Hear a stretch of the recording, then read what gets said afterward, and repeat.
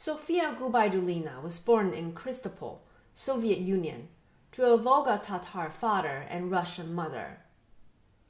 She studied piano and composition at the Kazan Conservatory and was considered quite an innovative modern composer by her peers. Gubaidulina's compositional style is unique. Melodically, she uses intense chromatic motifs, unlike the long melodic phrases we would typically see in classical repertoire.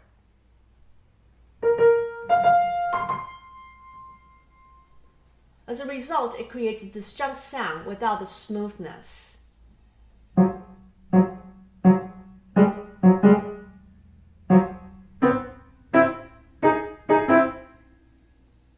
The rest, as well as the tight notes throughout the piece,